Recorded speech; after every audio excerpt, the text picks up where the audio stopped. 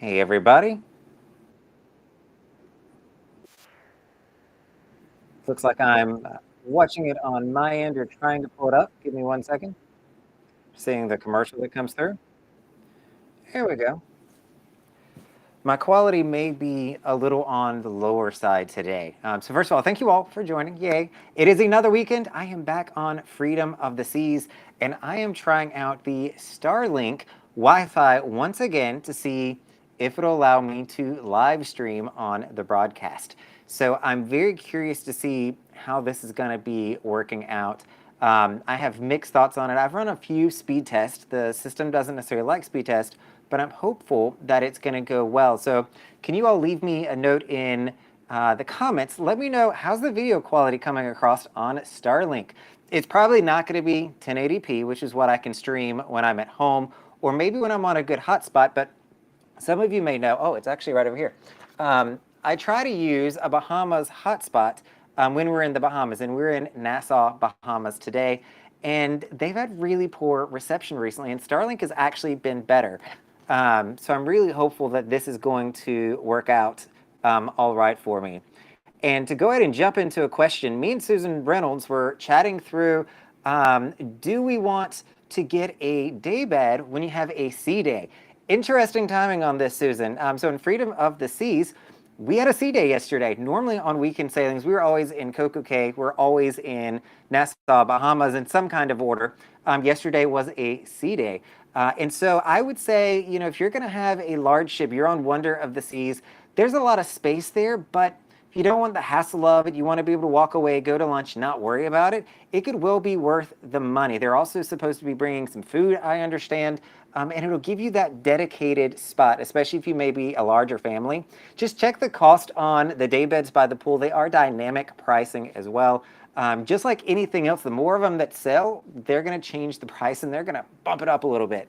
So just make sure all is well there. And hello, everybody. I'm going through the comments here. Scotty, welcome. Michael, Jason, thanks for letting me know it looks good, Scotty. Alan, Susan, looking good. Great quality. Perfect. I am very glad to hear that it's looking good. The part that I was worried about, the download speeds have been halfway decent. 40 to 50 megabits per second, which is fantastic. You all know that they had been throttling us to under 3 megabits per second. So I don't know what's changed. I've been hearing a lot of good feedback. I am here to report that the internet has been doing really well on Freedom of the Seas right now. The upload speed, on the other hand, when I do the speed test on it, was coming in around 2 to 4 megabits per second, which isn't necessarily a really large number. So when I'm doing these live streams, I gotta be able to push all this bandwidth to you all. And so I'm glad that the video is coming across all right. So, and Alan, on the Ovation, that is awesome. So clearly you've got some good Wi-Fi over there as well if you're streaming live too. So that is great to see. So let me pull up my notes here. I know more people are going to keep joining us as things go on, but I'm going to go ahead and jump into a little bit of crew news, or cruise news that is out there. Let me get my screens here set up a little bit better. I want to make sure that I can monitor the chat. So this is my 500th cruise celebration live stream, if you will. So I just achieved 500 nights at sea. Last night was my 500th night at sea, which is just crazy to think about, that I've done that many actual nights at sea. So thank you all for coming on and joining me for this. It is a little bit of a milestone in the cap. That is not inclusive of all Royal Caribbean, by the way. I know some of you are thinking Crown and Anchor Society probably. That is all inclusive of all of my cruises. Royal Caribbean, though, probably sketches out at around, if I had to guess, 450, 460 of those nights, with very few of them going somewhere else. But that's probably something that's changing coming up. But to jump into a little bit of cruise news that we've got going on, we've got CocoCay is in dry dock. So did you guys know that this happens? I think that I had heard it in the past, but I forgot. So as I mentioned at the start of this, we had a sea day yesterday.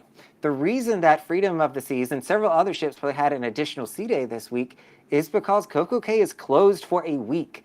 it is undergoing a dry dock. And granted, it's called something else. It's just a remodeling or a touch-up on land. Because actually on CocoCay, you may or may not know this, all the terms they use on the ship don't apply to CocoCay because it is land. So you're going to have a entertainment manager. Instead of a cruise director, you're going to have a general manager instead of a captain or a hotel director. They change all the terms to be land specific.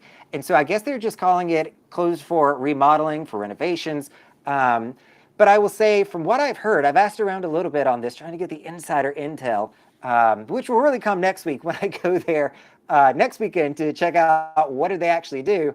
But I'm not getting my hopes up on what they're going to be doing over there. From what I can tell, CocoCay is closed so that they can do a deep cleaning at the end of the day. They are going through adding some varnish, they're cleaning up the bars, and they're just making sure that it looks really good for all of us guests. And there's just some things that they can't do, and they have passengers there every single day.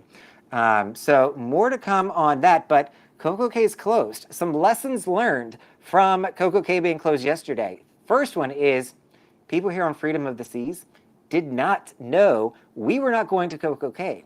So when literally probably 48 of the 52 weekend sailings that Freedom does go to CocoCay, I think a lot of people just assumed it was coming to CocoCay this weekend. And when you were looking online, it did not list CocoCay. Instead of it being called a Bahamas and Perfect Day cruise, it is just a Bahamas cruise. So they don't tell you that it's not included. You have to look down in the actual itinerary to see that it has a sea day and then Nassau. But there's a lot of people on here that did not know we were not going to CocoCay. And if you showed up thinking you were going to go to CocoCay and then the ship didn't go, was never planning on going, you're going to be a little upset. And that's what we found on Freedom of the Seas this weekend. A few people are just not real happy with that unexpected surprise. Hopefully there weren't kids involved that were really looking forward to the Thrill Water Park and to the pool. But I imagine there probably were just a few. One of the advantages, at least, to not going there, this cruise was actually fairly cheap. In the scheme of things, this was a cheap cruise because, again, if you're coming on Freedom of the Seas, guess where you want to go? You want to go to CocoCay, and maybe you want to go to Nassau, but you definitely want to go to CocoCay. And if the ship's not going there, you're probably going to choose one of the other sailings. And so this was a more discounted sailing. I don't know if you can tell behind me, but because of that, I'm in a really nice room. I am in an owner suite. So I haven't done the walking tour of this room just yet. I've never stayed in an owner suite before. I think this is maybe the second or third time I've ever stepped foot in an owner suite. So I am super excited to be spending the weekend here. This room has been over the top, let's say. It's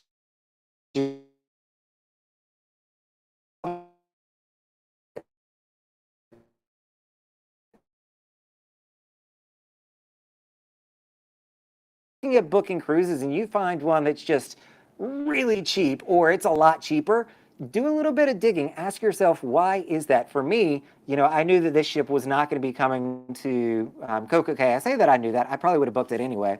But make sure that you're doing the extra research to say, why is that one so much cheaper than the other ones? Something's probably a little different or a little off. But in having a sea day with cheap rooms, I was like, let me go ahead and get the owner suite because I'll get to be able to spend more time in here because we're not going to be in port, which is really, really neat. So let me come over to the comments once again. So that is my current situation in an owner suite. Hopefully the light with I'm sitting here at Nassau looking over at where they're going to do the private island should be spot on, and the mirrors back there aren't going to create any kind of issue. Hey, Kevin, I'm glad you are enjoying the videos that are out there. Jim, thank you. Mike, I would love to see your reviews of the new Princess and Holland ships. So I would actually like to go over to both. I don't know if I want to go to Holland necessarily. Let me back up on that. I would love to go over to Princess and check it out. I've heard amazing things, got friends that swear by it. Holland, I know that they're working on their marketing and that they're saying that it is a different crowd than what may have traditionally been going on Holland America. They've also got some really cool itineraries over there. But I've been in port with other Holland ships and I just haven't seen it yet. So I'm not quite going over there. I know my good friends JJ Cruise just got back from a Holland sailing. I think it was their newest one that they just unveiled and did a really good recap of that. So if you want to check out JJ Cruise, They are some other YouTube bloggers that are friends of mine. Check those out, Michael, and you may already be following them, but they did a really good view of the New Amsterdam. I don't know what it's going to be called. Again, I'm not good with creating, phrases or saying what things are. And granted, I have been messing up a lot of words recently, so thank you all for your kindness towards me. I feel like it's becoming part of the stick in my YouTube channel or series that I just don't know how to pronounce certain words. So thank you for coming along with the ride on me for that. Jim, coming to Miami. I'm excited to hear your take on the Seascape. So that is one ship that I'd love to do. And I'm going to talk a little bit about my cruising schedule coming up. But MSC is doing some 3 nights on the Seascape, I think out of Canaveral coming up. But they're Thursday to Sunday, so I don't like them as good. But I might see if I can find myself over to one of their newer ships on MSC, which I would love to check out. And NS, I have been on the Anthem of the Seas. You're going the first time. It is a great ship. It is a much different floor plan, so make sure that you're doing a walkthrough video. I don't have one of those because I wasn't YouTubing at the time I did that ship, but make sure you know the floor plan of Anthem of the Seas. Those Quantum class ships, for those of you that have been on them, you can attest that they are a much different setup. So make sure you're just looking into that, but I think it's great. They're also going to have fantastic restaurants. So if you want to look into getting the deluxe dining package, I think that, it could be a really good value on Anthem of the Seas. Hey, Brent, glad you can make it. And Travel with Hayden, welcome on board. So one of the more interesting things that I wanted to talk through here today on the cruise news front, and this is something I haven't seen anywhere else mentioned, so hopefully I'm not getting this wrong, but there is a magazine article out there from Southern Boating by Addison Chan is the one who wrote it, at least in the copy that I saw. And they're talking about Royal Caribbean's, or I shouldn't say Royal Caribbean's, but just the cruise line industry overall's commitment here in Nassau, Bahamas. And with that, you all know that they've got a new port that is getting ready to open. I think it's targeting to open end of this month. I'm going to see if I can get a sneak peek in there for you all, do a walkthrough before it even ever opens, which I think would be really, really cool. We'll do that hopefully next weekend. I got to pull some strings to see if we can get that in. But with their new cruise port that is here, the cruise terminal that's here, some of the ships are saying they might start home porting in Nassau again. 2 of those that were mentioned in this article were Crystal Cruise Lines. That's the first one. So you all may remember that from the restart after COVID. Crystal Cruises operated from Nassau as its home port. And then it should be no surprise that Royal Caribbean was also mentioned in there, that they're going to start home porting a ship in Nassau. Now, all I've seen is this one article that's mentioned it. It hasn't been anywhere else. I'm curious on you all's thoughts. Let me know in the comments, what ship do you bank on, or do you think Royal Caribbean would home port here in Nassau? Which ship would you actually come to in Nassau? I'm trying to think through if that's actually something I would want to do. I mean, for me, Miami is super easy. For Lauderdale, it's very easy. Flying over to the Bahamas is an extra $400, $500. Those flights, even though they're 35 minutes, they're not cheap. So I'm curious, what ship do you all think is going to come over to Nassau to be home ported if Royal Caribbean does put one here, as I'll say it's rumored at this point, but I mean, it's a written magazine in Southern Boating that is saying that they're going to do that. Mike coming in saying that he's not going to fly to the Bahamas. I think there's a lot of us that may feel that way. Did any of you go on, what was it? Was it the Grandeur of the Seas that was sailing out of Barbados for a little while?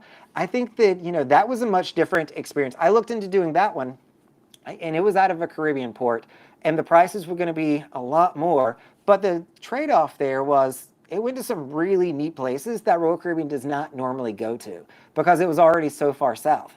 If you're sailing out of the Bahamas, I don't think you're going to be able to do that unless they're just saying, hey, if you fly to Nassau, you can stay on the ship. It's going to be a 14-day kind of home port cruise. They didn't say what the length of them were going to be. So I'm really curious to see how they're going to play out what that is. Maybe, I mean, if it's home ported in Nassau, they might be able to start doing cruises to nowhere. Just, doing this thought exercise in my head, because they wouldn't have the Jones Act to deal with if they were home ported in Nassau. They could sail out to sea, come back 2 days later, come back 3 days later.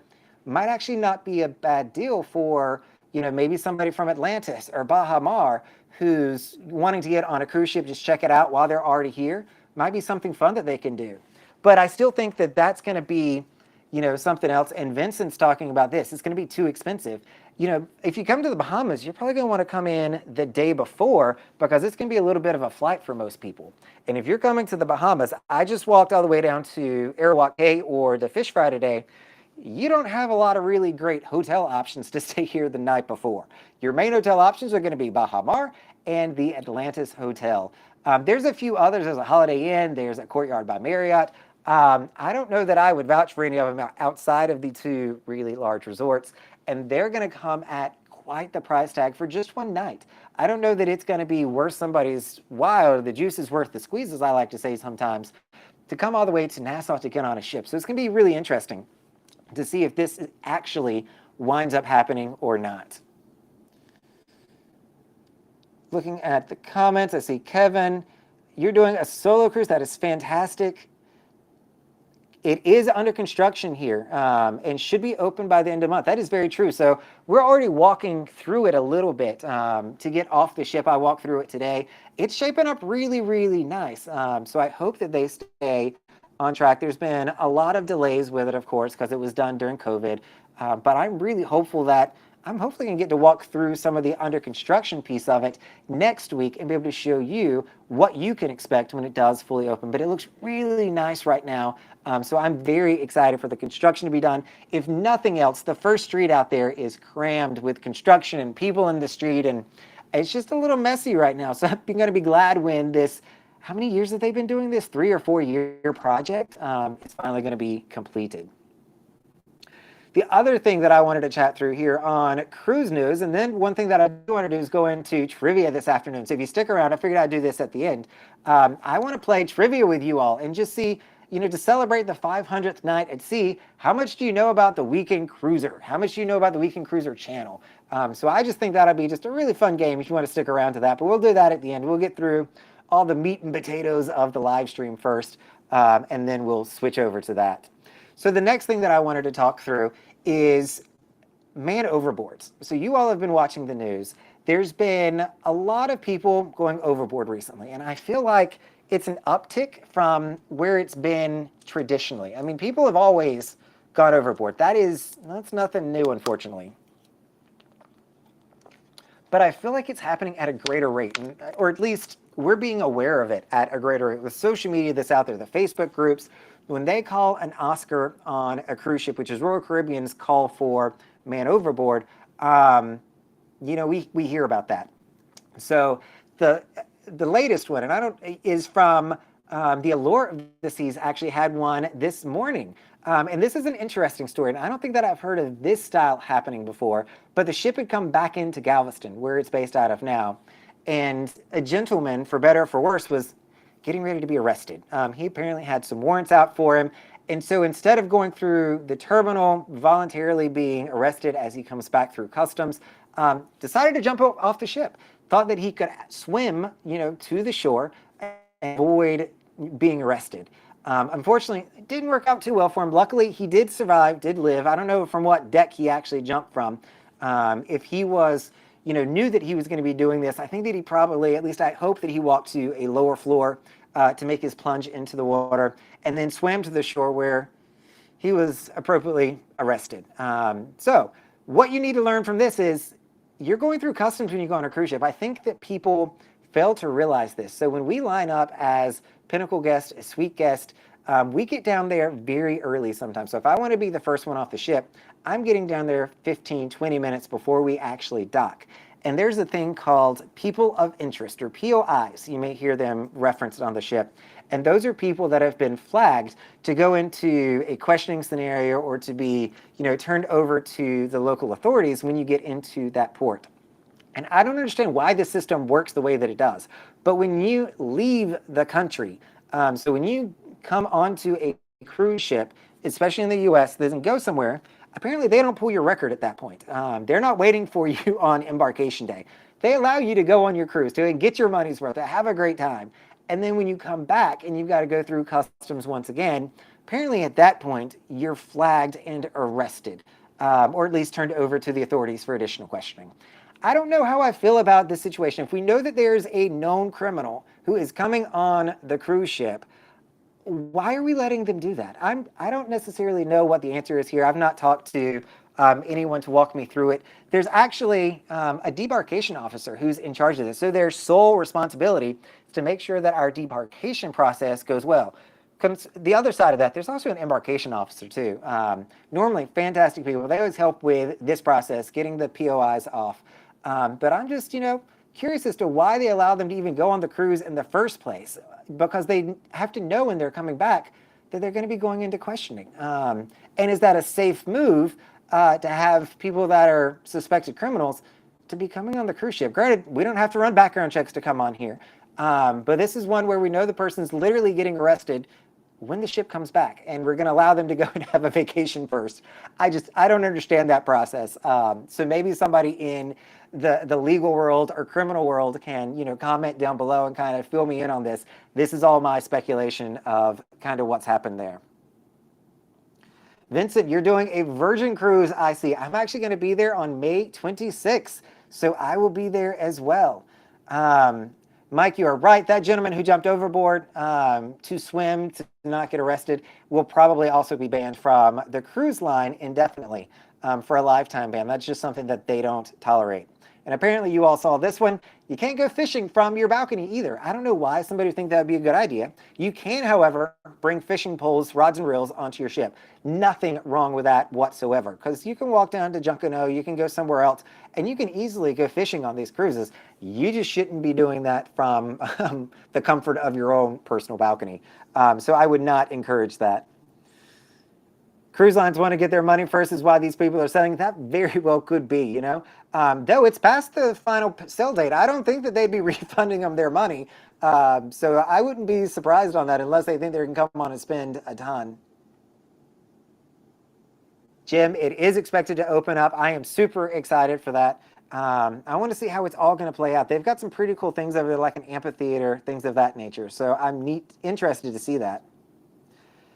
Travel with Hayden, you're going to love the Serenity of the Seas. It is a Brilliance class ship, and they call it the class of glass because everywhere you look, there is glass where you can look outside on this ship, and it is fantastic. I like that class a lot, so hope you have a fantastic time in July going to Key West and CocoCay. It is one of the few ships at this point that actually get into Key West, as it is passenger controlled or size controlled. But we do have a few sailings that are going to be going into Key West.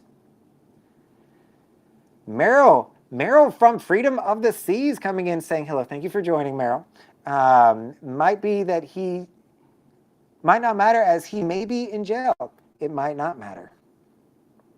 So what am I looking forward to, Michael, with the new beach club in Nassau? So I actually can see where they would build this right over there. It's a little strip of land. I'm not excited about it, honestly. I think that it is a poor decision if the Bahamian government allows that to move forward, because I think that it should be Bahamian controlled and be Bahamian land. It is already owned by the Bahamian government. It's already theirs.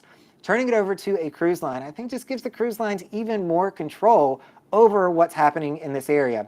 I like the concept that Puerto Plata has, where their cruise port has built out a lazy river. It's got a pool, it's got chairs, it's got shopping, it's got dining. They've done a really good job of encouraging people to stay there.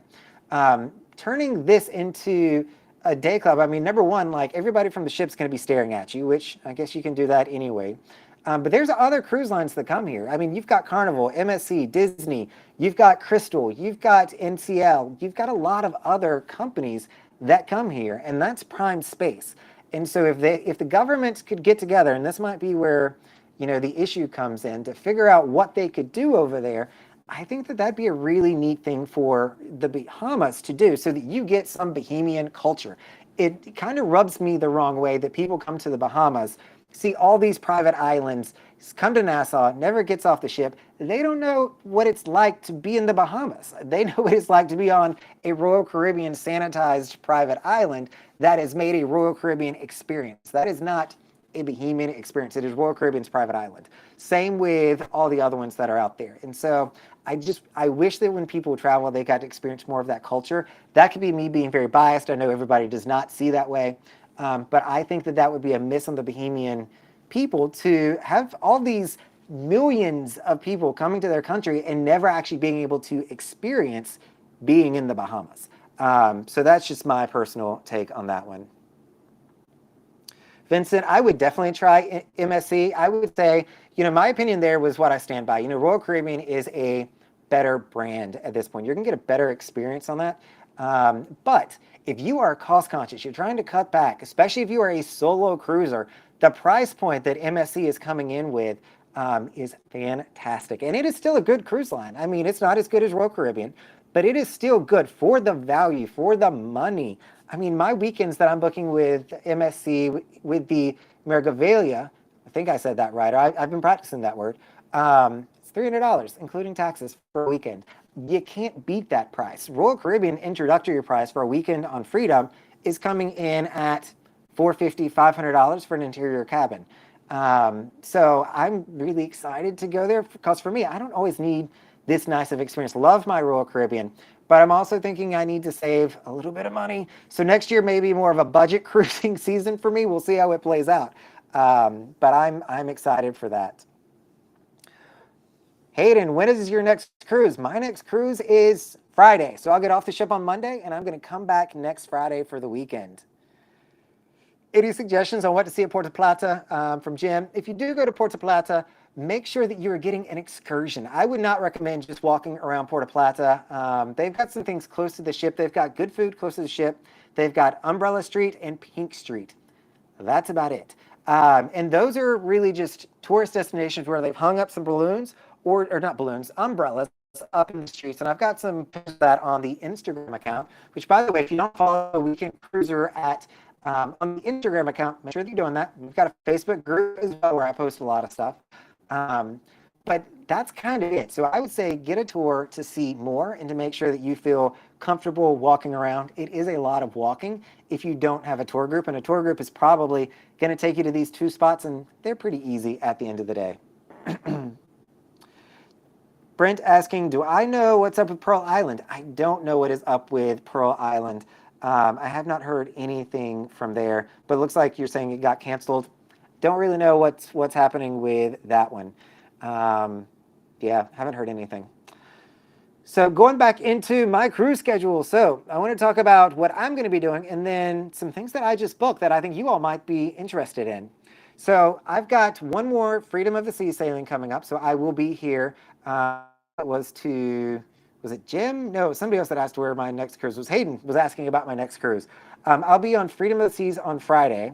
Then I'm going to go to Virgin of the Seas on the May 26th sailing, which is Memorial Day weekend, which I'm super excited about. And by the way, I'm going to be taking my mom on this. So I'm really excited. Hi, Mom, if you're watching.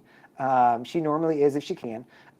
So she's going to be joining me on this cruise. So I'm really excited to get her on Virgin Voyages. I kind of invited her and then told her what cruise line she was going on. She probably was assuming Royal Caribbean, and then I threw a little bit of a curveball at her with Virgin, but she's excited to be coming down to Florida, spending a few days, and then we're going to jump on the cruise ship. So I'm really excited to be going back to Virgin Voyages. And then, as many of you may remember from last year, I kind of head out for a month or two for my full-time job. So June, July are normally no sail months for me because it is peak season for what I do for my full-time job. I do work, which is why I do a lot of weekend sailings, because I can, come here on Saturday, Sunday, and my company luckily doesn't care where I am Saturday and Sunday. But with that, I want to lost my train of thought. Oh, so I'll be doing that June and July. I think I've got the opportunity to go on maybe one sailing in June. But for the most part, I'm not going to be cruising. So I'm going to try to make a lot of videos, get things queued up, because last year I kind of fell off the face of the earth for the month of July because I was just so swamped with work. I'm going to try not to do that this year. I'm not promising or guaranteeing anything, but I'm going to try to stick around, give you all some videos so that I can just check in on the comments, which I love answering and hearing from. Speaking of which, if you are watching this, make sure you're pressing that like button, leaving a comment. It does worlds of wonders to us as content creators, and hopefully lets other people know that this is quality content. And so after July, I'm then back on Freedom of the Seas in August, which will be really nice. So I'll be back here, I think, for 4 sailings in August. And then, where do I go after that? That's actually a trivia question, so I'm going to hold off on that one. Then I can start going on even more cruises and bounce around a little bit. But one that I'm excited for, that I just booked a few of them. So I don't think I've ever booked my schedule this far in advance. But to get the cheap prices these days, I've been booking very far in advance. So I am now through 2025, I think is what I'm booking into, which is tough to think about it. So with cruise ship pricing, some of you may know this, some of you may not. There's what I call playing the short game or playing the long game. And so it depends on how are cruise ships pricing their cruises. And so as part of knowing or booking a lot of cruises, you kind of learn what's a decent rate, what's a really high rate. Sometimes the sailings really far out are very expensive. And because they're just hoping that somebody's going to book it and pay that price. And that's when I normally try to book closer in, because as they don't fill that capacity, it normally will go down in price. And so in those cases, I'm going to play the short game and book cruises when they get closer in. Right now, I will tell you what I am finding, and I'm not a travel advisor, I'm just a guy who likes to go on a lot of cruises. I am booking further out. I'm playing the long game right now because the price point is attractive to me to book cruises. But there is a new cruise line coming into the weekend cruise world. I want you all just to think, who do you think is going to be coming into the weekend cruise world and starting up with weekend cruises? This one kind of surprised me. Celebrity Cruise Line is jumping into the weekend cruise game. I'm a little bit excited, a little bit anxious, but I booked several of these. So they're going to be coming out in, when did I mark that as? Let's see. I don't have that in my notes. I thought that I did. They're going to be starting, I think it's at the end of November 2024, doing weekend sailings out of Port Everglades in Fort Lauderdale.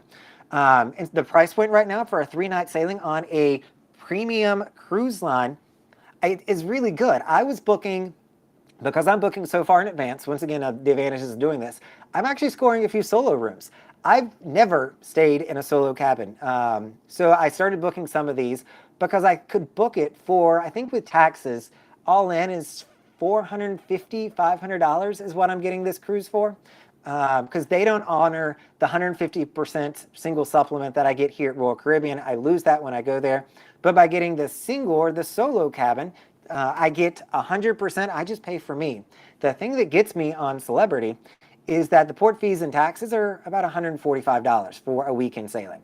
Here on Freedom, it's about $120, $125 these days, which is still an increase from where it used to be. It's going to be doing some really neat sailing, so very similar to the MSC Mirabilia, the weekend cruise that I signed up for there. It's going to be doing weekend sailings to Nassau, as well as to Key West and to Bimini. It's a really interesting itinerary. Key West I'm a huge fan of, so I'm really looking forward to going on a few of those. I may wind up booking more, but I mean, I feel like I'm booking so far in advance now. There's not many cruise lines that are offering their weekend cruises all the way into 2025 just yet. And so I feel like I'm booking these with not really a lot of insight or knowledge onto what else is going to come out there. So I'm booking this because I think that it would be really fun to go on Celebrity for a weekend cruise. It's the Silhouette. Not sure if I mentioned what ship it was going to be, but I'm really excited to board on that ship, at least for, I think I booked 3 of them in January of 2025. And I'm going to hold off for a little bit just to see what else comes out there. Going to Fort Lauderdale is just what's giving me heartburn on this. And Celebrity traditionally boards their ships earlier than the other cruise lines. So I think Friday afternoon, you're all aboard for this one. If I'm reading the embarkation time right, it's going to be like 2 o'clock in the afternoon, 2:30. It's really early, which means I have to get from Miami to Fort Lauderdale. And then when we come back in the morning, I've got to go back to Miami from Fort Lauderdale. It was really nice when I was doing the Liberty because they would let us off at 6:30 in the morning, so I could beat a good bit of the traffic. But it's also driving up my cost because my Uber Friday to get from my house to Port Miami, Terminal A, $8.67. Wonderful. Going up to Port Everglades, it's going to run me like $45 both ways. So it'll be $45 to go out there and then about $45 to come back. So it's increasing my costs, which I don't love, but I'm excited to be more on a Celebrity Cruise Line ship doing the weekend sailings.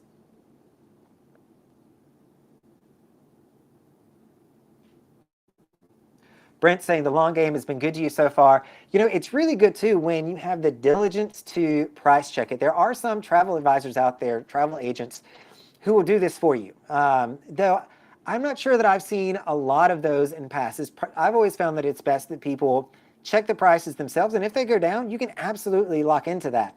You kind of got to know what you're looking at though, apples to apples, because the cruise fare change, you've got to give up your onboard credit, or maybe you're giving up a Wi-Fi package to be able to get the lower rate.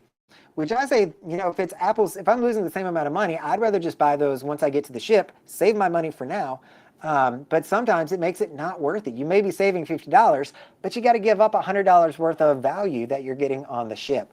And you just have to make sure you're looking at everything correctly before you start rebooking those, but absolutely.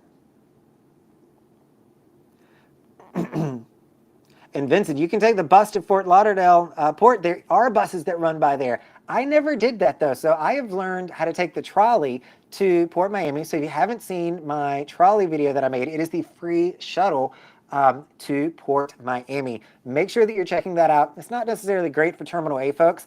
If you're going on a Royal Caribbean ship on Terminal G or one of the ones more mid Dodge Island where the cruise ships come in up to Virgin, you're going to be fine with that. But down at Terminal A, don't really recommend it. I can do that, but I never did it to Fort Lauderdale. The reason for that is I don't think the bus goes into the port, and you're looking at probably a 3-mile walk going through the port. You've got to go through security. I don't even know that they let people just walk through there. I think I saw one time I was going through there taking an Uber, and there were people getting out of a car. They're going to be dropped off at the entrance and then have to walk all the way to their cruise ship. And I don't think that that's a smart idea, a good idea. It is a long ways to go. So I would not recommend that, Vincent, but it'll get you closer there. Maybe you could call an Uber from the entrance to take you on the inside. That actually might be a cost saving strategy that you could do. All right.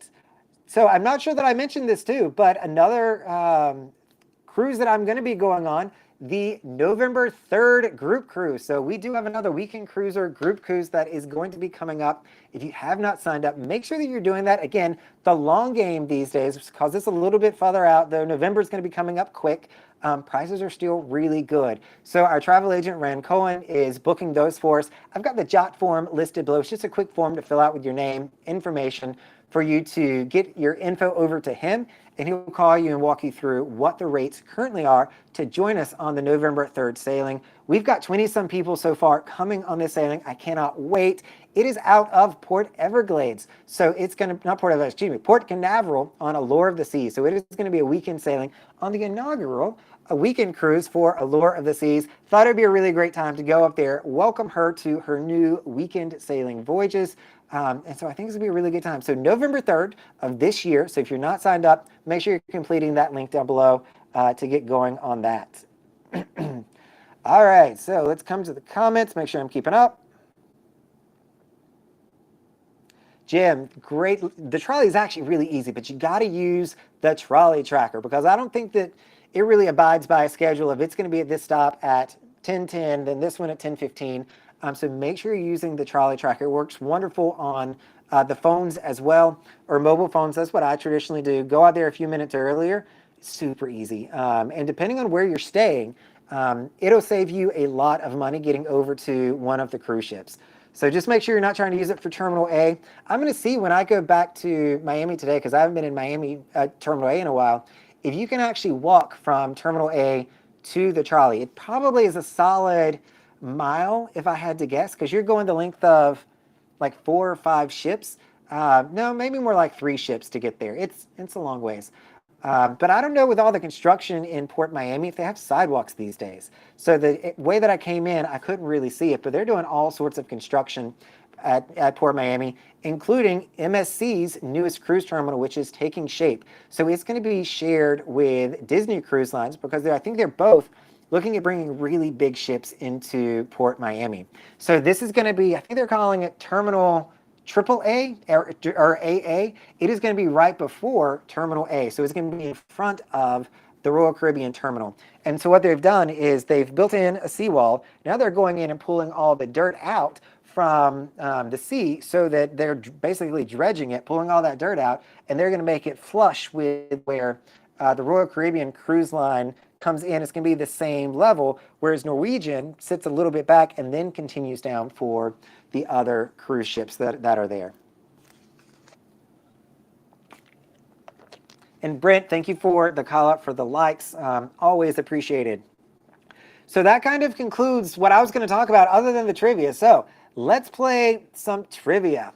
And I've got, I think I can do this in here. So I've got to do, I've got 10 questions, so it might not take too terribly long, but it's just a fun little game. I looked at some software out there that would allow us to actually have a true trivia game, and they wanted money, and I didn't necessarily want to give them money for just one of these. So let me start trivia, and that's question and answer, which I don't want to do.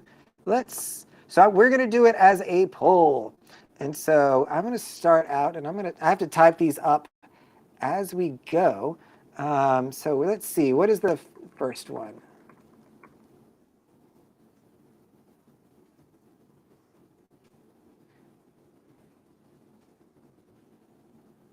Have me add a few options here. I've got some questions, and these are not going to be terribly difficult, but hopefully some of them are going to be fun. But the first question coming to you is, what is my favorite ship with Royal Caribbean? So if you had to guess, what's my favorite ship with Royal Caribbean? Hopefully most of you all know this one. And this isn't too tough a question. This is just to get you started. Make sure you know where that button is to be able to click on what is the correct answer to what's the weekend cruiser's favorite ship with Royal Caribbean. Hopefully you all know this one. If somebody's getting this one wrong, I'm going to be a little bit interested in this. And so we'll give it a few more seconds.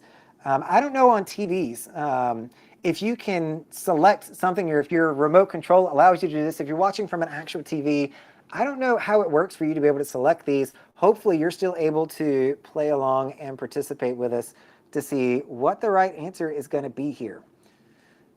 Give it a few more seconds and I'll go ahead and end the poll, see how our numbers shaped up. Let's see. So for this one, we have Freedom of the Seas with 84% coming in, and you would be correct. It is absolutely Freedom of the Seas. Oasis, I'm not an Oasis person. There's, I think, 2 people that said Oasis. Not a huge fan of the big ships. I don't mind them. I mean, they're great. When Allure starts doing weekends out of Miami, my attitude might change a little bit. If I get on her for a few times here and there, I might warm up to her a little bit, but not my favorite so far. And I'm glad nobody said Liberty of the Seas. And I know while I was on Liberty of the Seas, I gave her a hard time. I was always giving her some kind of issue over something. But if you're sailing the same exact itinerary, going to the same exact place in the same exact class of ship for the same price, choose the better ship. And the better ship is hands down Freedom of the Seas. And so I am very glad to be back on Freedom of the Seas, my home ship, I like to call it. And so all of my friends, part of the royal family, that had all gone up to Fort Lauderdale, we have all returned now to Miami as well, since Freedom is not doing weekends anymore. And we cannot stop talking this cruise about how grateful we are to be back on Freedom of the Seas. It is a bit of a homecoming, seeing all of our friends once again.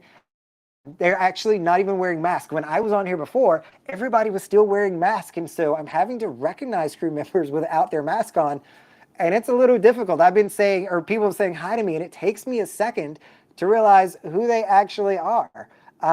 So it is really interesting to see them without their mask. I'm very glad to be seeing them without their masks as we move into the next phase of COVID. But it does throw me for a little bit of a loop, because I'm like, wait, who are you? And then I'm like, oh, it's you, which is just kind of funny. So typing in our next question. Let's see here.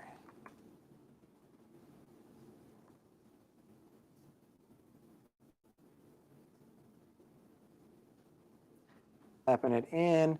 I looked to see if there was a way that I could do these beforehand, and there was not, which was interesting. That's one of those tools that I probably had to pay for, and I was being cheap because I'd rather go on cruise ships.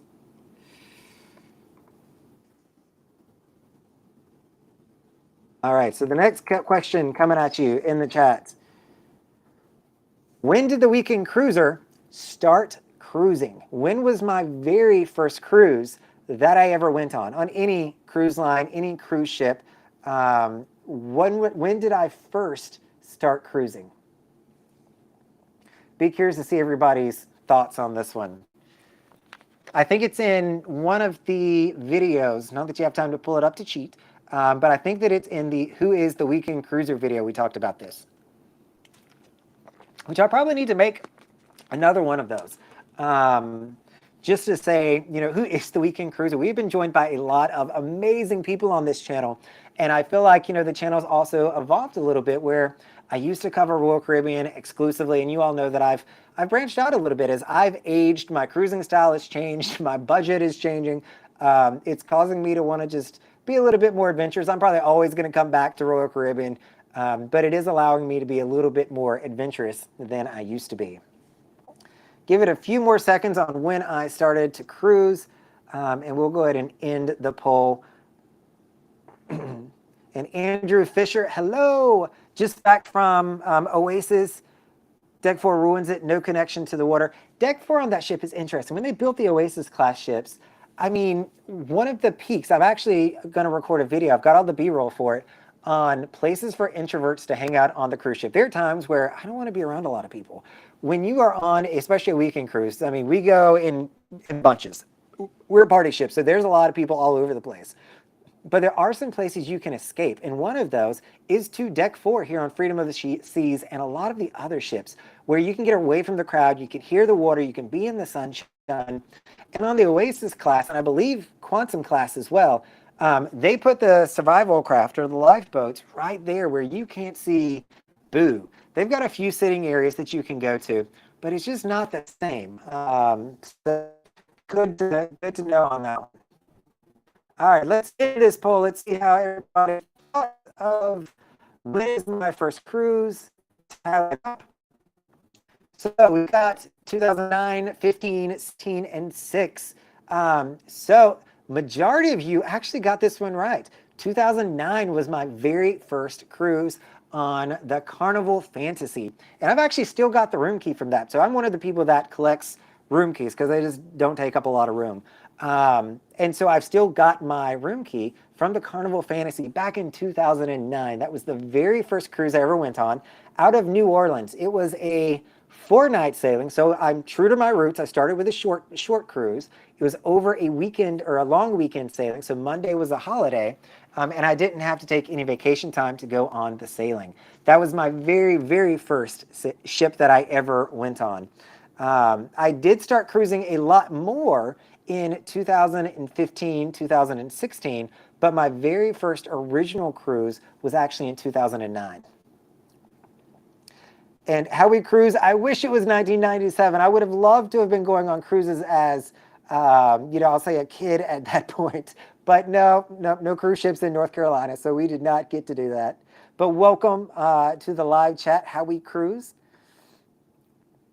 Vince, if you remember the Carnival Fantasy, you know that when I went on her in 2006, or excuse me, 2009, she was already an old girl in 2009.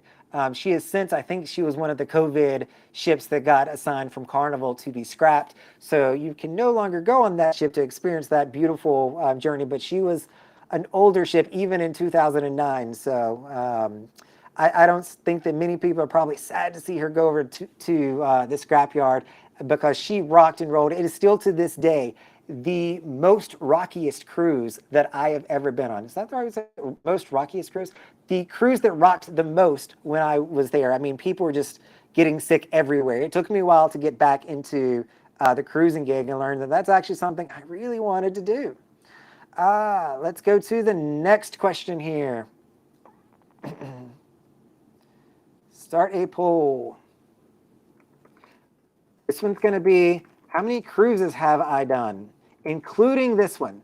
So we're going to include the current sailing that I'm on. How many overall cruises have I been on? This is, again, including every cruise line that is out there.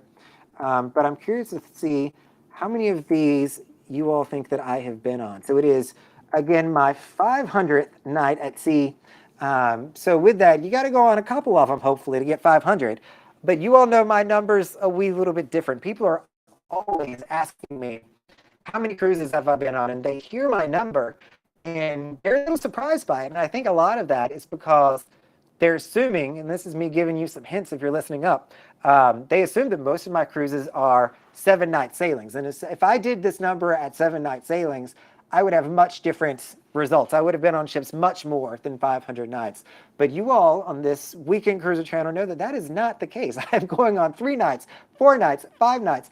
I think I'm down to doing maybe 1 or 2 7-night cruises a year at this point. The rest of them are all really, really short cruises. So I'll give it a little bit longer for you all to fill in how many you think that I've done here. And how we cruise. Oh, don't feel old. I am glad you were with your parents in '97, though. It's still a great experience and great memories I'm sure you have with them. And a spring break. I wish I would have known about cruises for spring break. I think that that would have been fantastic. I've cruised with other spring breakers with a half partial charter takeover from a fraternity with a spring break. What is it? I think it's called Cruise Ship Party, or what was it called? Spring Break Party, something like that. It's an actual company that recruits people to come on cruises for spring break. But somehow or other, I never made it into that world.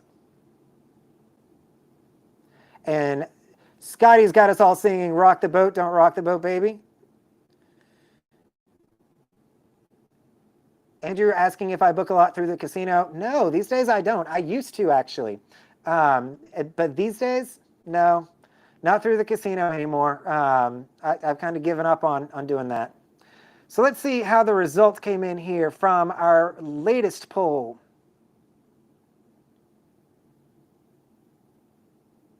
How many cruises have I done?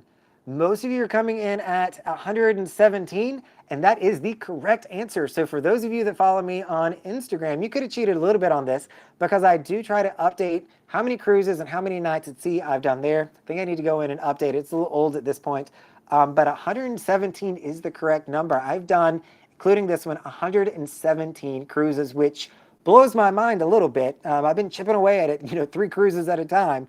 But it has been a great journey, so a lot of fun to be able to do that.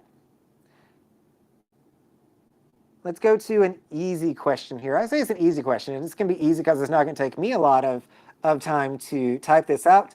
Which one is my favorite? There's only going to be 2 options to this. I can spell them. How to get them right. All right. Let's see if you all know which one of these is my favorite, and then we'll talk about why. So, does the Weekend Cruiser prefer CocoCay or Labadee? Which one do you think is going to be the correct answer here? And if you know why it's going to be the correct answer, leave that in the chat section. Let me see if you can piece this one together.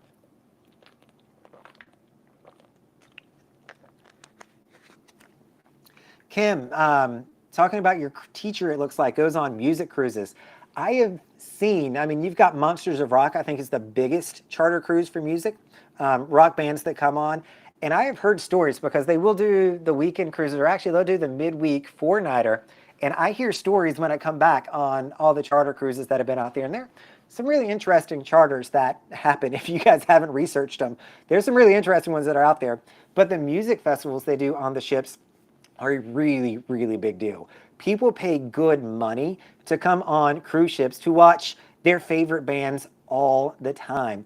And the Monsters of Rock, for instance, what they'll do is they close all the pools, actually. So where the pools are, they put stages. So everything is turned into a venue. You're going to have 4 or 5 bands playing around the clock. There is literally a band playing on the ship 24/7. Not a cruise that I personally am going to want to go on. I think that it would be a little bit much. I'm not a huge music buff at the end of the day, but the people that love these bands and are, really enjoy following certain groups or types of music, it is huge. And they pay really good money for that. So let's see how you all are coming up with this. And this was an easy question. I say easy, again, that I didn't have to type too much, which is easy on me at least. On which one do I like better, CocoCay or Labadee? So we'll tally these up. 86% coming in with CocoCay. Interestingly, it's not going to be my favorite. CocoCay is great, but I really like going to Labadee. I've not had a chance to go there much, which may be, why I prefer it in my mind at least more so than CocoCay, because I've been there a lot and I love CocoCay. But there's a few things that give Labadee a little bit of an edge to me.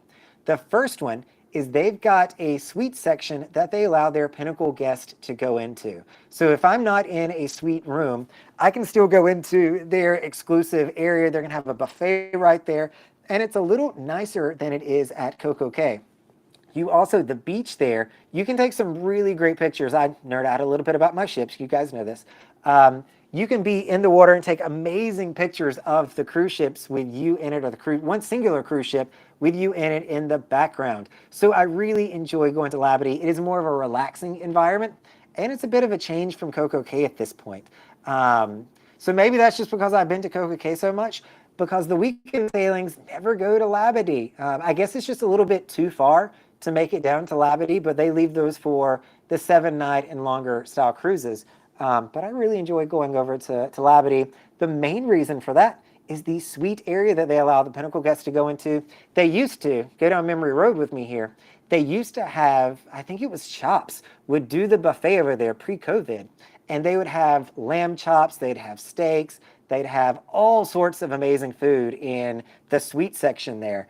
And I think it's those great memories that also allow me to like it a little bit better.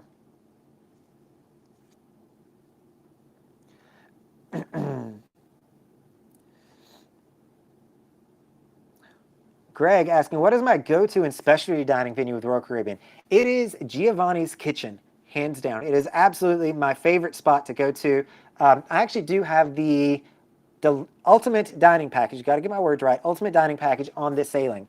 Kind of expensive, so I'm probably not going to be doing that again. It was $136 plus 18% gratuity. So I think for a weekend sailing, it's coming in at $167.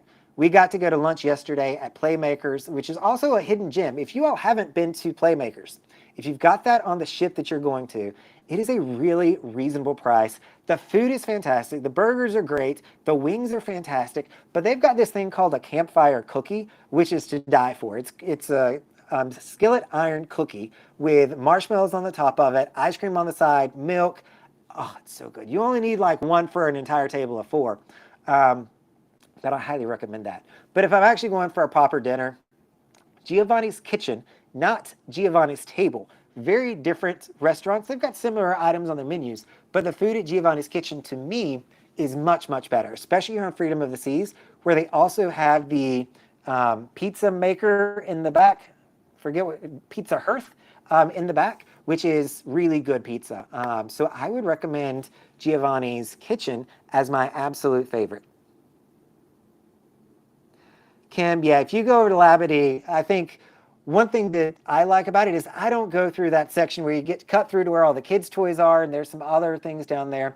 The locals there that are selling things at their straw market, a little aggressive. It's actually getting to be kind of like getting off the ship here in Nassau, which I hope that they get a handle on. The worst part about coming to Nassau, which I'm going to try to start encouraging people to get off the ship in Nassau, try something. I've got some new videos coming.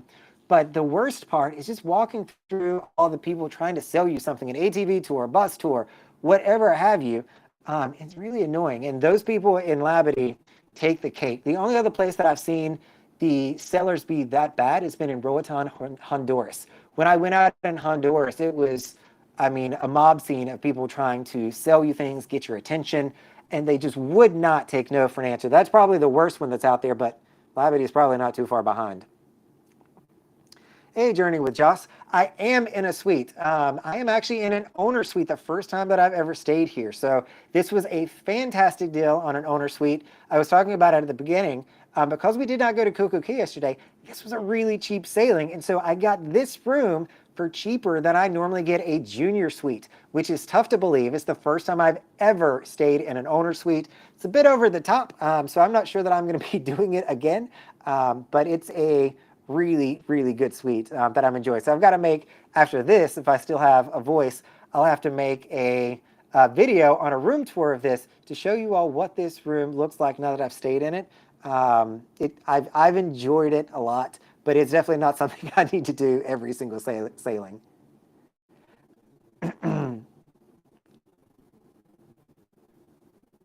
Yeah, Brent and Scotty, the ultimate dining package means you eat a lot. Like I'm trying to do halfway decent on a diet because I recognize that if you go on a lot of sailings, you cannot eat like this every single sailing. It will not work out well for you as a person. And I want to keep coming here as often as possible. And I know that if I don't take care of myself, if I have a horrible diet, if I'm not exercising and being healthy, I'm not going to have a long and prosperous time cruising because I'm just not going to be able to do it, or at least do it the way that I want to do it. And so I am pretty committed and focused to making sure that I do that. So the dining package is not something I do because when you get it, you feel obligated to eat a lot because again, you can order whatever you want to. I try to do good. I think I'm going to order the branzino tonight and chops, which will hopefully be a little bit healthier of an option and offsets the petite filet I had last night. But hopefully, I'm not doing too terribly bad. I'll do an extra spin class when I get home to make up for it. Greg, what is my favorite holiday on the ship? Hands down, it is New Year's. It's also going to be your most expensive holiday, but it is a really, really good time. Depending on where you go, my favorite one, and I don't know that they even still sell out of here anymore, but I was on Jewel of the Seas in 2019 out of Dubai. And so we were doing a back-to-back sailing in the Middle East, which I loved, by the way. But we were in Dubai for New Year's Eve. And so we had to be back on the ship because we couldn't stay on land that long. But they pulled out into the bay or the Persian Gulf, I guess it is at that point. And the entire side of the ship, I think it was the port side where my cabin was, could see the Burj Khalifa and all of the different buildings over there that do their fireworks displays and light displays. They had the upstairs deck turned into round tables and really well decorated and done. So New Year's Eve, probably because of that specific menu, has absolutely been my favorite, hands down. I've done Christmas on the ship twice now, and Christmas, not really that big of a deal on the cruise ships. If you have kids, they do special things for the kids, but as an adult, not really that big of a thing. Or if you're there for Hanukkah, I mean, for kids, again, it's good, but if you're doing anything else, not really. This past December, I was on the ship for Christmas. We actually had a port day on Christmas. So they did all of their Christmas festivities on Christmas Eve, and then on Christmas Day, we were all off the ship exploring a port in South America. I also don't remember the food changing that much. When I was on that the Dubai sailing, we did change the food menu up. It was a very British menu. Majority of the ship was actually British, but they had a lot of British, Wellingtons and things of that nature to celebrate Christmas, which I thought was really neat. We had a special Christmas menu. I did not get that on Celebrity this past time. They didn't really do anything big for Christmas Eve or Christmas from change of menu. It seemed like just a normal day outside of Santa made a visit and gave kids presents, and there were some carols that were sung.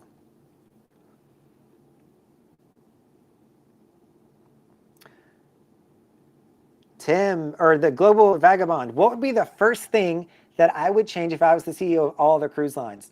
And actually, to be able to change this one, the one thing that I would change, you kind of have to be the CEO of all the cruise lines. I would change the tipping policy. And so I don't know if you all have seen some of the videos. I talk about tipping on here more than I thought that I would, but it is often something that comes up, and it is something that is very well debated. I think that tipping should just be included with the cruise fare. Virgin Voyages does this, Celebrity does it, and it's all inclusive or all included fare that they have. And there's a few others, especially when you get into the high end spectrum, that do this.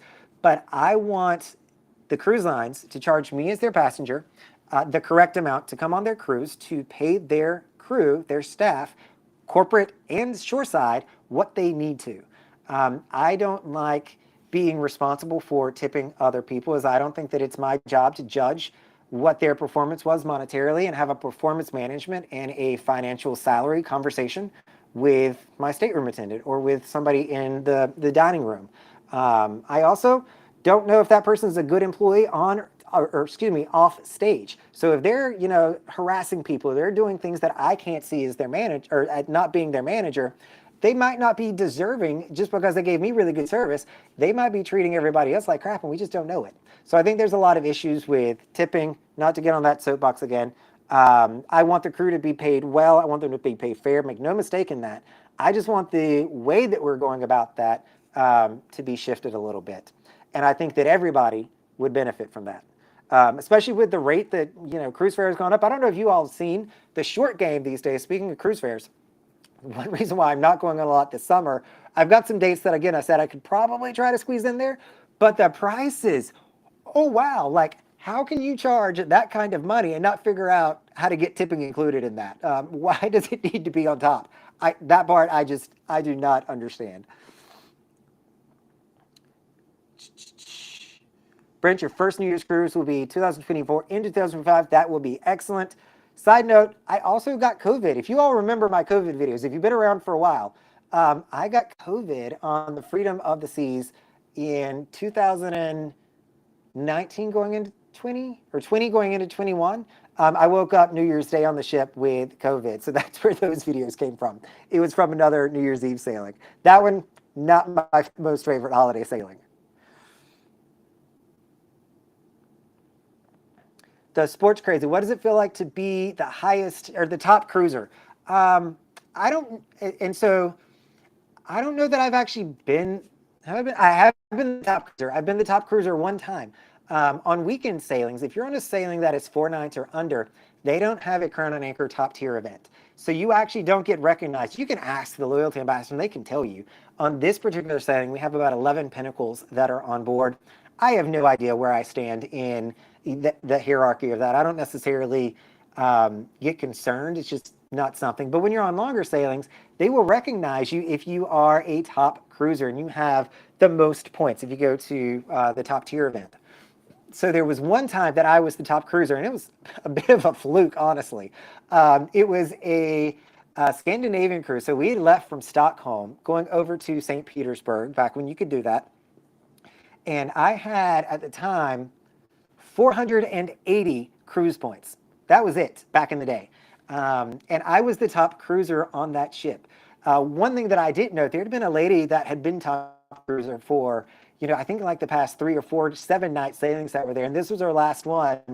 And I think I annoyed her a little bit that I came on in her very last sailing and I beat her out by like 20 points. Not that I cared or anything like that. I didn't even know, because to me it was a complete fluke that somebody with only 480 points would get top cruiser. If you all have been to top cruiser events these days, I mean, everybody is in the thousands of cruise points. I mean, 2,000, 3,000. There are a lot of people when they recognize the top 3 folks. And I'll make the top 3 list every now and again. But normally I'm not making top cruiser anymore. I'll have probably a shot at it on one of my longer sailings that I'm ready to go on. Because when you get out of the Caribbean, I think it's just a little bit easier. But it's just not a big deal to me. All right, let's do another question here. I like this question. This actually ties into what is my favorite restaurants. I'm going to break this down, my specific one. So I said I'm going to Chops tonight. So I can spell everything correctly.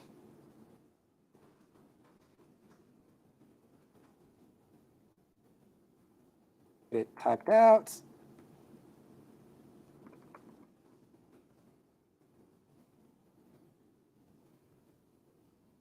All right.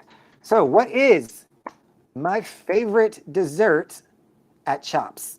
So if you go to Chops, that's where I'm going tonight.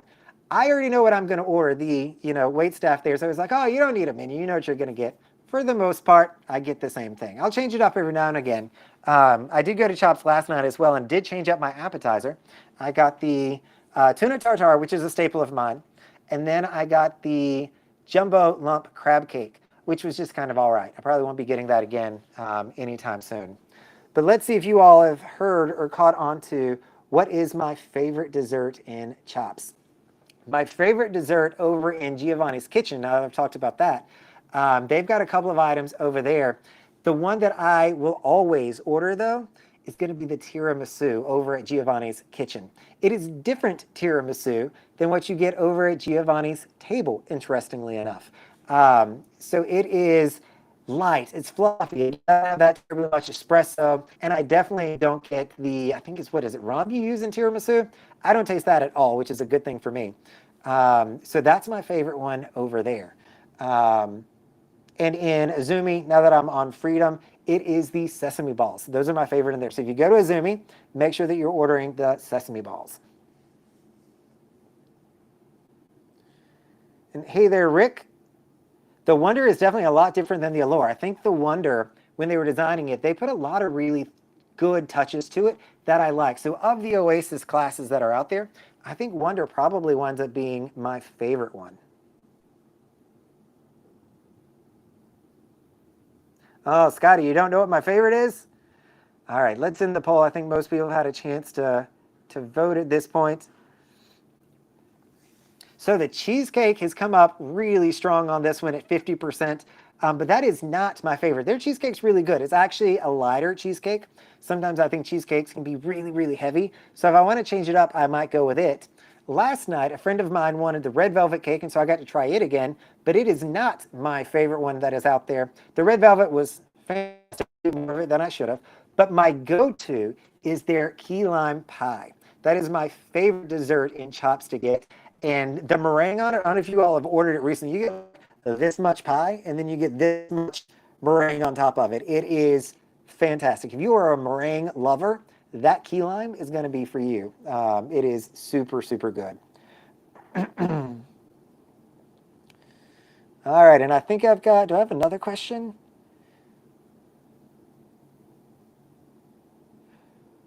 Biggest difference, Sports Crazy, between Royal Caribbean and Celebrity? Children. Children. So on most Royal Caribbean ships, you're going to have a lot of kids. It is a cruise line that is targeted to a generational market. They want the kids, the parents, the grandparents. They want them all to come on this ship. When you go over to Celebrity, at least in my experience and what I've heard, you're going to find it's just a more senior demographic. Not that it's an old demographic, but it's just more senior and probably a little bit more sophisticated with a lot less kids because they just don't design their ships for children. There will be children on there, especially if you go on a holiday sailing, which we were just talking about. Holiday sailings change everything. Any rule that, somebody ever says cruise lines are always like this, a holiday sailing is going to be different. Holiday sailings, even on Celebrity, I think we had 200 some kids on my last one. It was a lot at the end of the day. Brent, the last one was my favorite dessert in Chops is the key lime pie, is what was my favorite. Let me tee up my next question here.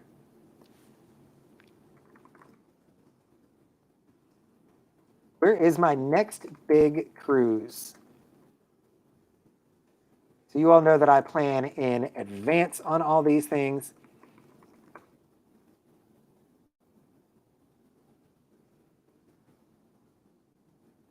Oh, what was my other option I was going to put in here? Oh, that one.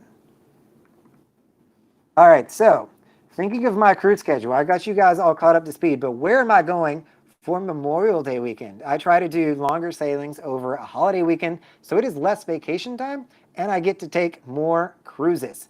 So let's see where you all think that I am heading.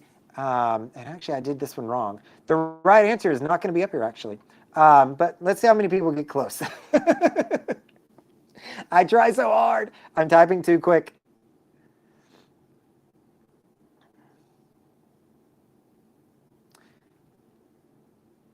And Global Vagabond asking about, is bad behavior on cruise ships on the rise after COVID? I'm thinking about the answer to that. I think bad behavior's always been around. I think that social media and the capturing of bad behavior is more acceptable these days. I think we're learning about it more. There's easier access to it. The Facebook groups pre-COVID probably weren't, I mean, they were a good size, but more people joined them every single day. And with the rise of TikTok and the reels on Instagram and the shorts on YouTube, people will really want to see those short clips of people behaving badly. I can tell you, being a content creator, videos of people behaving badly do really, really well. You all want to watch that. And it's why you see a lot of content creators get, I will say, sucked into making videos on worst cruise ever, this was that, and just, all the drama and excitement of people behaving badly or something going bad. It does really well in the social media realm. I try my best to stay away from it, uncovering those things. Not that they don't happen, I just don't give it a platform on the channel. Probably to my detriment, quite frankly, because the ones that I have, I think the one video I did, and this wasn't even a bad one, but saying celebrities not all inclusive, and I walked through what is included in the all-included rate, because there's exclusions to the all-included, is one of my top performing videos because it is a negative video. One of the second ones that was a top performing video of mine is when I hammered a 2-bedroom aqua suite because of all the issues that we had with it. My top performing videos are negative content. And again, I try not to do them, but I could not in good faith in that aqua suite at least give a positive review to that room.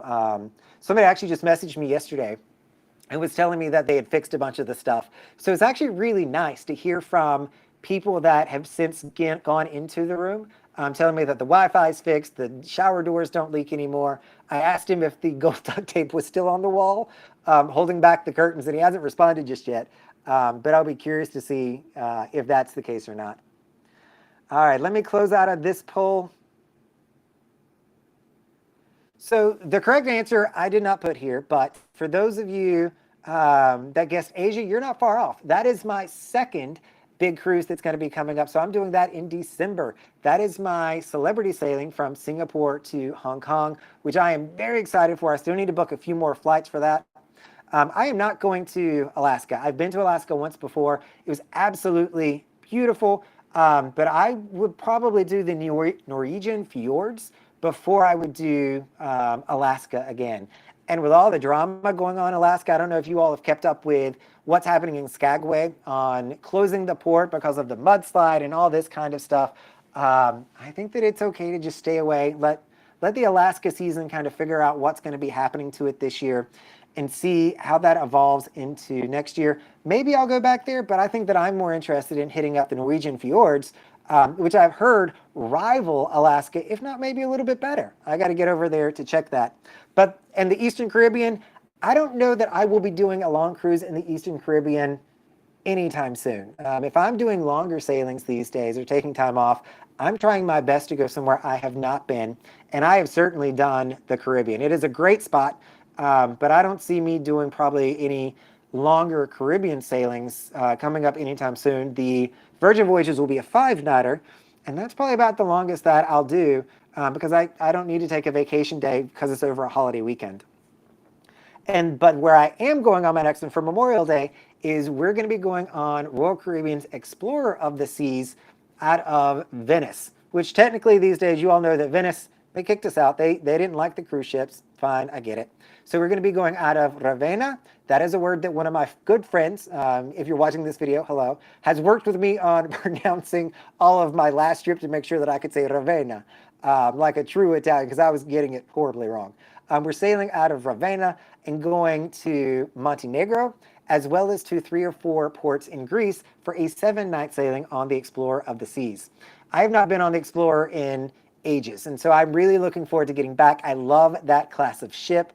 Mariner and Navigator are also some of my favorite ships. So really, really, really looking forward to going to some places I haven't been before. So I'm looking forward to getting away for that and exploring Greece and Montenegro some, which would be really, really neat. Journey with Josh. Sounds like you've been over to Norway. I am jealous.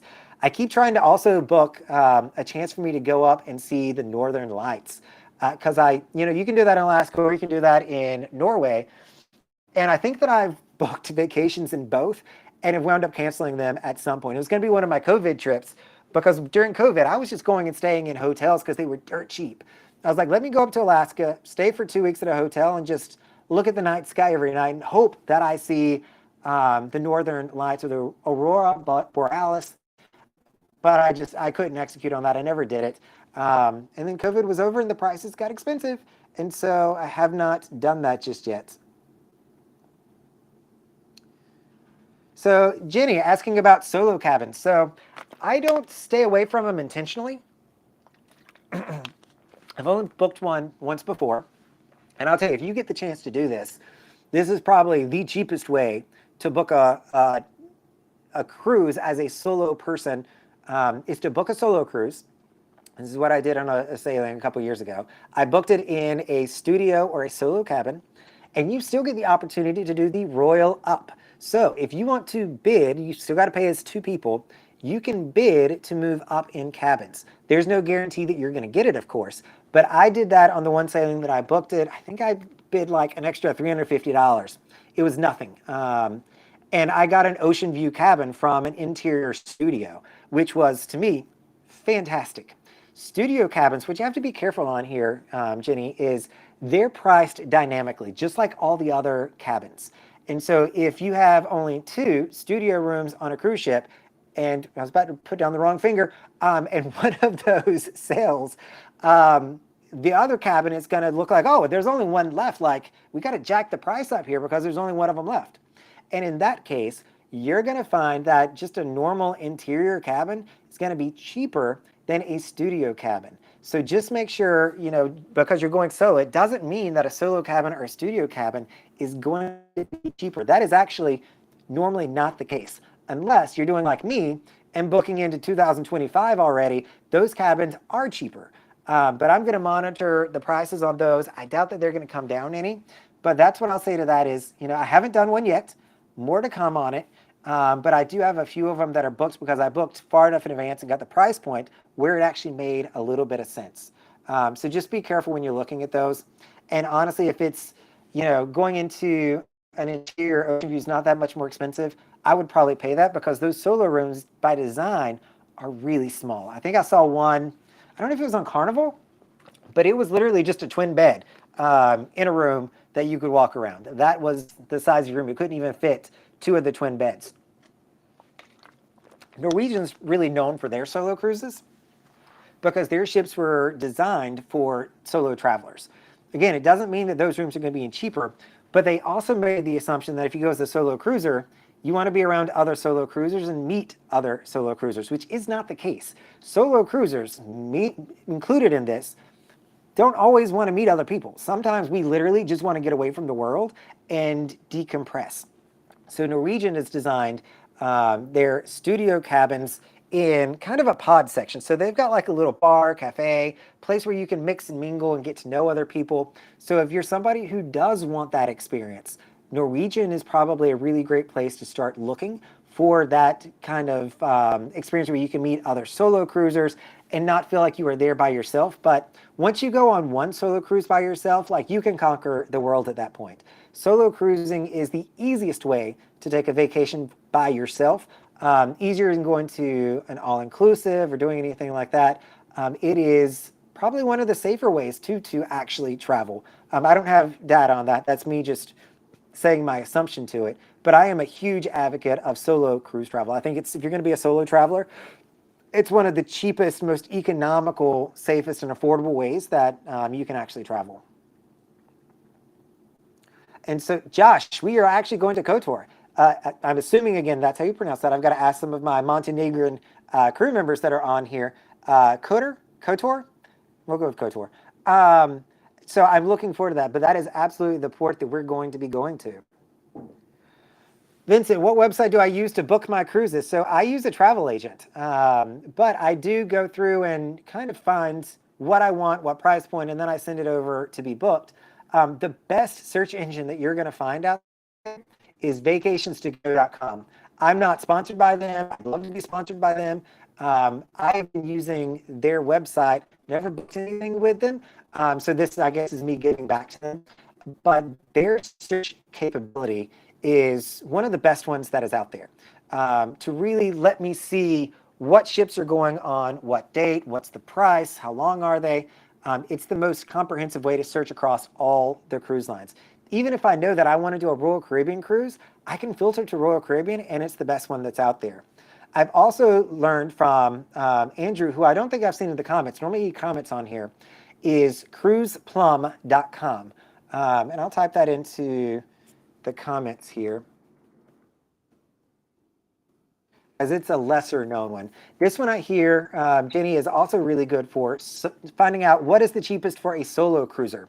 So I've not used this one too terribly much. It's a newer one to me, but looking at the search functionality of this tool, it looks like it's pretty powerful as well. It is a cruise line aggregator, if you will. You can't book your cruises through Cruise Plum, but it'll give you the information and insight to be able to go to the cruise line, to a large travel agency, or to an individual travel agent to tell them kind of what you're looking for, what you want, and to help educate you on what you are looking to do.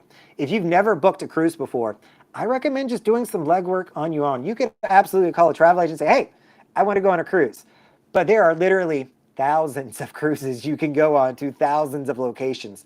If you can narrow it down a little bit for them, they will thank you for going ahead and just kind of seeing, what do you kind of think you want to do versus playing 21 questions and having them figure it out. If you can do some legwork to start out with, I always think that that will be a really cool thing to do for them.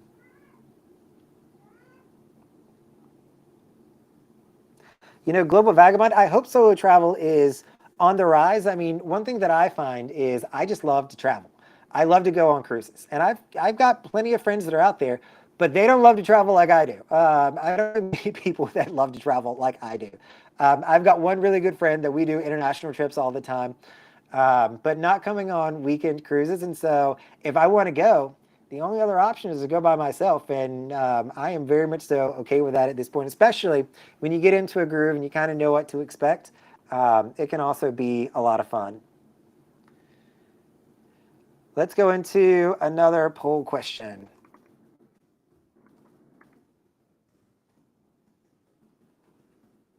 I can't type this afternoon.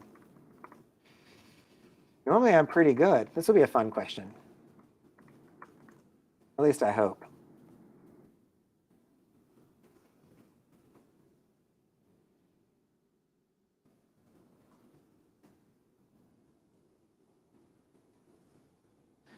And the last choice.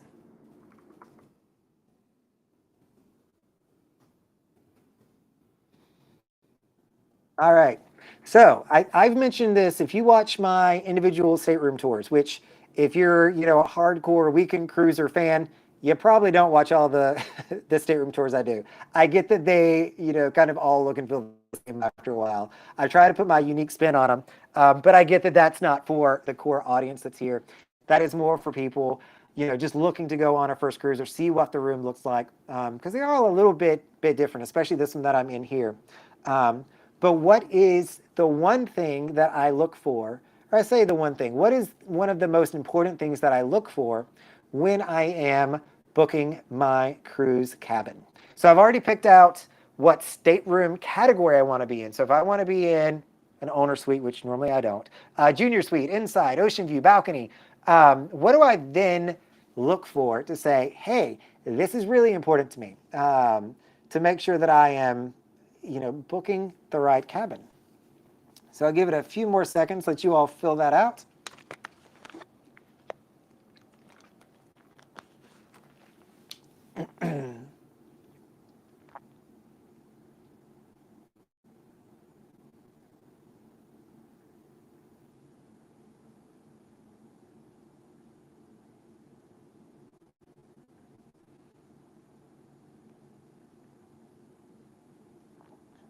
And Greg talking about Serenade. I actually talked about Serenade just a little bit earlier. I love this class of ship. It's the Bruins class ship, Radiance class. I'm getting that wrong. It's a Radiance class ship, I believe.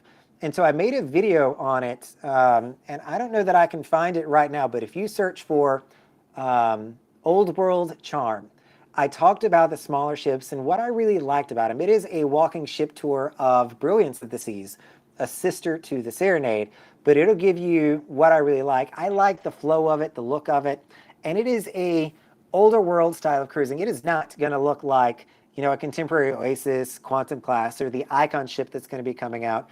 It's a much different way of doing it. The people are easier to access, if you will, because the gathering spots are just smaller. They don't have as many people on it, so you're just going to see the same people over and over. So I think it's a more intimate experience. They can also normally get into better cruise ports than the Oasis class and Icon classes because they're just too big to go most spots. So that's one of the reasons why I like it. All right, so let's end this poll and see how the votes came out. Specific floor. This one, you would think that this is really important to me.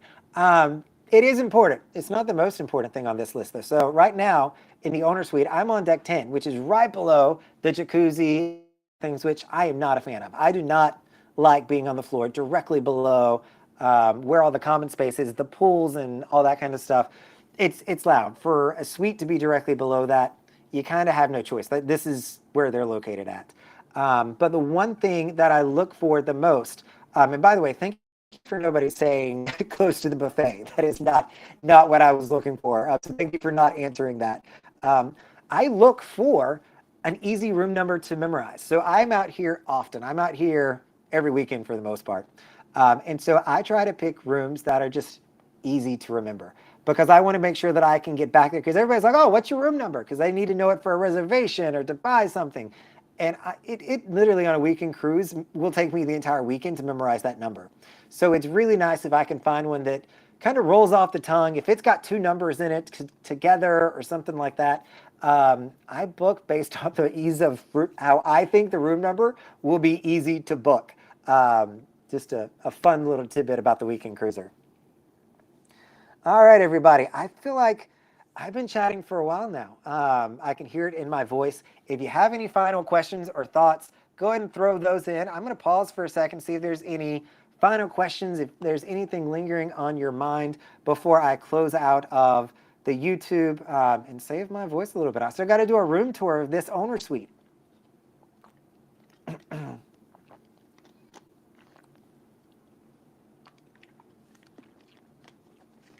Brent, it is always a pleasure.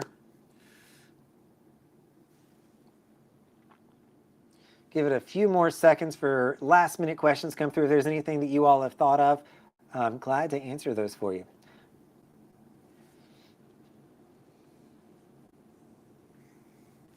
Ted, you want to see the shower door? I'm not sure what you're saying there. Always my pleasure, Vincent. Thank you for joining in and commenting. Greatly appreciated.